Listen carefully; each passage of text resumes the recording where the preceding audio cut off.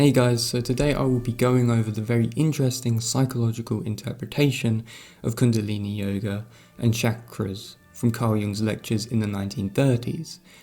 Someone very kindly sent me the entire lectures in PDF form a few days back, and I wanted to go over his interpretation of them through his psychological model and symbolic interpretation. They may not be within the traditional conception, but I wanted to go over them as I think it may be useful for some and make a very interesting point for further discussion in the comments. So to start off, we have the muladhara, if I've said that right, or root chakra. And this is the foundational chakra, being the root, and a way in which this can be understood psychologically is that it is the personal chakra, the one of you associated to the ground, the body and to the earth. The Kundalini within is in its sleeping state and rises up through the chakras. It is thus the case that the gods themselves within you, let's say, are asleep. The muladhara is very much a grounded personal identity, so the acceptance and realization of the impersonal experience is how one flows up through the other chakras. Now what does that mean? The muladhara chakra is an individual, is an ego within the rational, understandable world who in relation to personality is a healthy individual. It is the opposite of the provisional life, which would be living in an abstract world, a mist, a world of uncertainty, which is one that fundamentally resists taking up the responsibility of adulthood, which is not overcoming the mother or father figure, which is fundamentally not knowing what one wants, doing things but not really knowing why, not having a future conception, and living in a temporary existence of continuous uncertainty, like what many people have been forced to be in over the last year. This is the provisional life, and right now we have a massive split psychologically in the collective where society has forced a lot of people back into that provisional life, which is really, really bad. Because not only does it stop you, it literally stops you from existing, and even people who know what they want are also limited in that sense. So Muladhara or root chakra is essentially a healthy self-conception. As we can see symbolically, we have the elephant, which resembles a driving life force or libido, being that it is the strongest mammal in the world. The square symbolizing the center of the earth, it is man acting as the moving libidinal power in his world.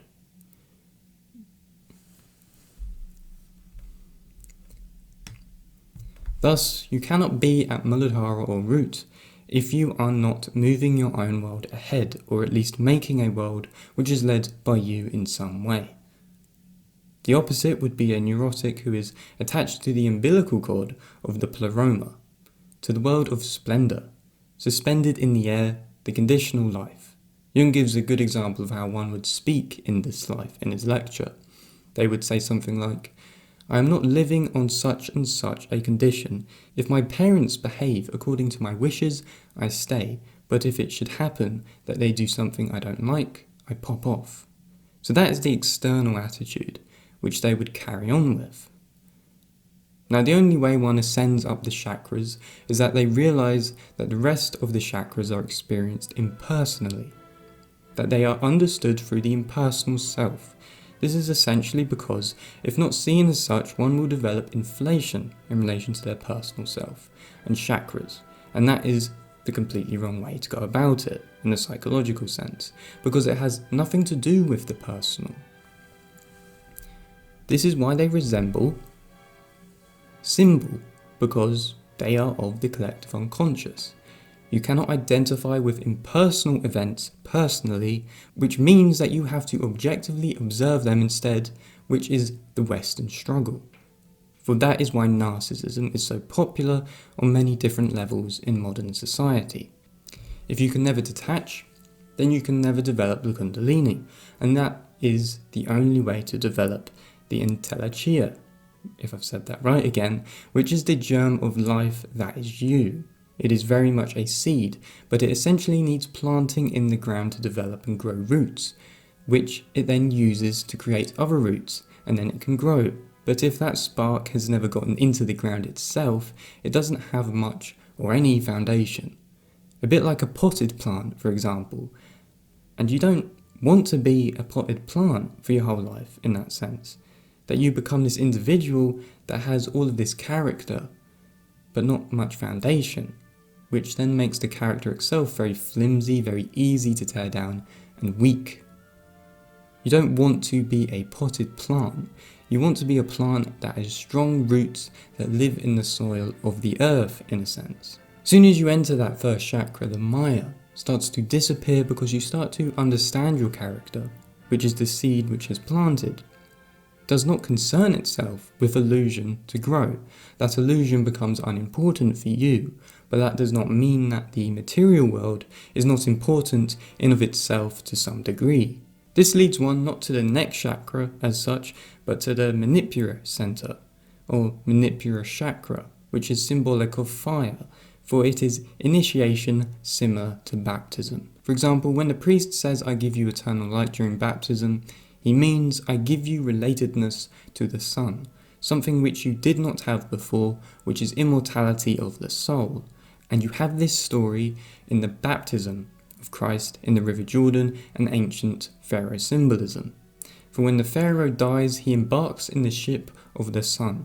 For to approach divinity, you have to escape from the futility of personal existence, to go through the underworld after death, to attain eternity. So what does this mean psychologically? Psychological baptism, in a sense. Renewal and fire. It all is awareness. When you are baptized, you are symbolically pushed into the unconscious, into the water, or with the Pharaoh he's put into the underworld. But what happens from that? Your awareness within consciousness expands. In the Matrix, for example, Neo takes the red pill, is shown the true world of the collective unconscious, which did not exist before his initiation or was not realized. Within his subjective hero mythology, he then realizes that he is the chosen one. Why is that? It is because he, within his own personal myth, realizes the impersonal truth, which does not relate to the ego self, but to what has revealed itself from the awareness of the unconscious. And that is the symbol of fire, which is what this chakra energy is. Fire is both destruction and renewal. Beforehand, we believe that we are living consciously with intensity, but when given the dive, the initiation, we realize, when coming back up, is that the world and my relation to it is completely different than before. I am not what I thought I was. Heraclitus sums this up perfectly when he says, I quote, "War is the father of all things." So if there is no war, you are simply just maintained within one of the oppositions, either through fear or lacking courage, which is not the truth itself. The fire, on the other hand, is a war, for it is a synthesis produced by an initiation. And of course, let's not forget, each chakra has a direct psychical localization, and with this, the manipura is within the solar plexus, and this explains why we use euphemistic language to abstract our emotions the best we can. Whether it's in relation to the heart, the head, the gut, or butterflies in my stomach, we intuitively respond through the different degrees of chakra, because each localization is a different place of conscious experience. And when people do come in contact with the unconscious, they mentally or physically blow up, they start crying, old thoughts haunt us because they ended up becoming buried emotions like the embers within a fire, because the embers last long after the fire has burnt out, underneath the ashes. And this is a place for, if I've said this right again, anatio-dramaya, which is when someone discovers something impersonal within the unconscious which will overcome a subjective desire and control a part of the individual. We think in the heart. This is what a Pueblo chief would say when referring to the anahata chakra, the heart lotus, the place of the heart. People sometimes say, you know it in the head but not in the heart. And this is something very, very serious. You can know things for many, many years, but not in relation to the subjective soul of experience. It can sometimes take a long time for that to occur. The anahata is a chakra most people generally don't reach because it is the symbol of the gazelle, the symbol of air or wind, Now spiritus means both wind and spirit, and animus means spirit, so the wind and breath are usually always associated with the spirit, or the last breath, symbolic of the spirit leaving the body. So the question is, how do you get lifted up from your own emotions? The fire which burns within the belly of manipura and muladhara. And that is through thought, through reason. And this is where Purusha comes into play, because Purusha is the divine self, which means that it is not isolated towards nature and causality. It is instead given a purpose. The energy is not used blindly through desire, through the fire. It uses thought to direct energy with a purpose which gives it divinity, and Purusha is identified within the heart. And this, according to Jung, is when individuation begins. Because through the detaching of the emotions, through the ego of passionate outbursts, you start to identify what the self is. And this introspectively would be when someone sees that the ego actually acts as a mere appendix of the self, in what Jung calls a loose connection, because the ego is far, far down in the first chakra. And then within the fourth chakra, it becomes aware that there is something above its existence in anahata. Primitive tribes which developed the anahata chakra were those, or realized it, were those which were less wild but more reasoned. Ones which developed ceremonies for celebration and worship.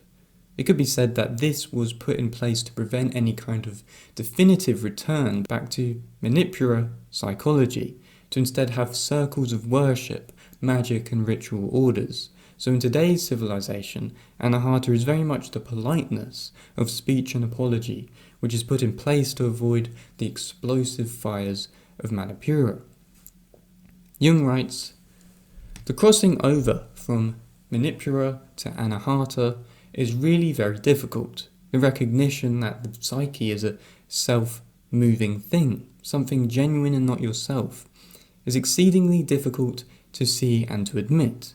For it means that the consciousness which you call yourself is at an end. In your consciousness, everything is as you have put it, but then you discover that you are not the master in your own house. You are not living alone in your own room, and there are spooks about that play havoc with your realities, and that is the end of your monarchy. But if you understand it rightly, as a tantric yoga shows you, this recognition of the psychogenic, first recognition of the Purusha, is the beginning of the great recognition appearing in the most grotesque and ridiculous forms. You see, that is what the gazelle signifies. End quote. The next center is veshuda, and this is very much the ether center. The centers, I would say, fundamentally climb up bottom to top from matter, subtlety to psychical.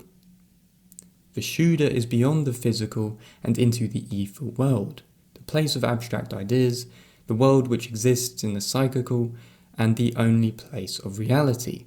The atom and other such conceptions of reality have very much only become understood through the veshuda center, and this is fundamentally recognizing the psychical substance as the essence of the world.